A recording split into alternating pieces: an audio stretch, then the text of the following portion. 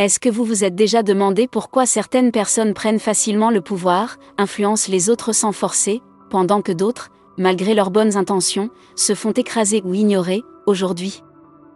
Je vais vous parler d'un homme qui a percé ce mystère il y a plus de 500 ans, son nom, Nicolas Machiavel. Croyez-moi, ce qu'il a compris peut littéralement changer ta manière de voir le monde.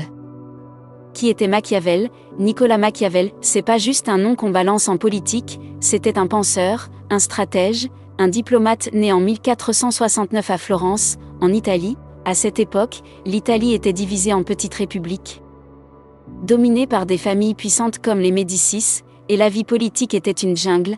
Machiavel, lui, travaillait pour la République florentine, il voyageait, il observait les rois, les papes, les guerres, les trahisons. Il a vu les coulisses du pouvoir, et ce qu'il a découvert, ce n'est pas la politique idéale, mais la politique réelle. Quand les Médicis reprennent Florence, il est viré, emprisonné, torturé, puis exilé, et là, dans son petit village, il écrit un livre, pas un roman, un guide, un manuel pour garder le pouvoir. Ce livre, c'est Le Prince, un livre aussi admiré que détesté parce qu'il dit la vérité nue sur le pouvoir. La règle d'or, il vaut mieux être craint qu'aimé.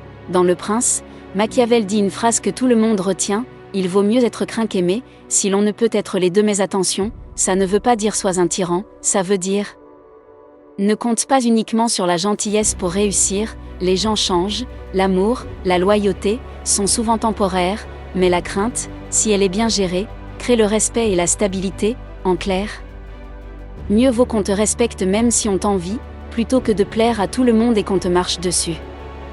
Dans son célèbre ouvrage Le Prince, Machiavel nous montre une chose très claire: pour garder le pouvoir, pour diriger un peuple, un dirigeant ne peut pas toujours être honnête, ni moral, il doit parfois être rusé, manipulé, même mentir, si c'est ce qu'il faut pour protéger l'État ou atteindre un objectif supérieur. Il écrit, je cite, « Les hommes oublient plus facilement la mort de leur père que la perte de leur patrimoine ».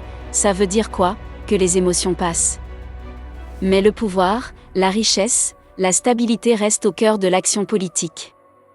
Pour Machiavel, ce n'est pas la vertu qui compte mais l'efficacité. Machiavel, c'est le contraire de l'idéalisme naïf, il part d'un constat simple: les gens sont intéressés, ils sont instables, ingrats, guidés par leurs émotions. Donc, si tu veux diriger, influencer, réussir, il te faut connaître les règles cachées, pas celles qu'on t'apprend à l'école.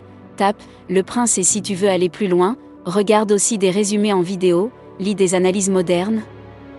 Compare avec Sun Tzu, Napoléon, Carl Jung, Robert Greene. Machiavel, c'est la porte d'entrée vers un esprit stratégique. Machiavel ne t'enseigne pas à manipuler, il t'enseigne à te protéger, à anticiper, à agir avec intelligence dans un monde où la naïveté est dangereuse. Donc retiens cette question, tu préfères plaire aux gens ou influencer le jeu? Si tu veux devenir plus fort, plus libre, plus stratégique, lis Machiavel, applique-le avec éthique, et tu verras la différence. Souviens-toi, dans un monde qui change, seuls ceux qui comprennent les règles peuvent vraiment les réécrire. À toi de jouer. Le savoir, c'est une arme, utilise-le avec sagesse. Ce n'est pas la force qui domine le monde, c'est la stratégie.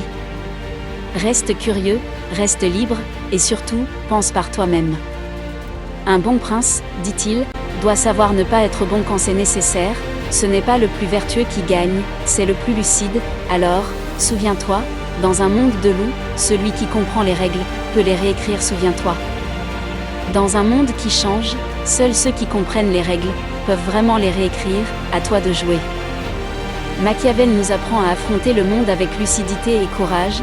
Sa règle d'or n'est pas une invitation à la manipulation, mais un appel à l'intelligence stratégique.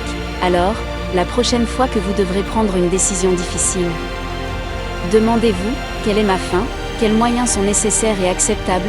Soyez pragmatique, soyez audacieux, soyez machiavélien sans jamais oublier votre humanité. Si cette vidéo vous a inspiré, aimez, partagez. Et abonnez-vous pour plus de conseils stratégiques, et en commentaire, dites-nous, quelle décision pragmatique allez-vous prendre cette semaine?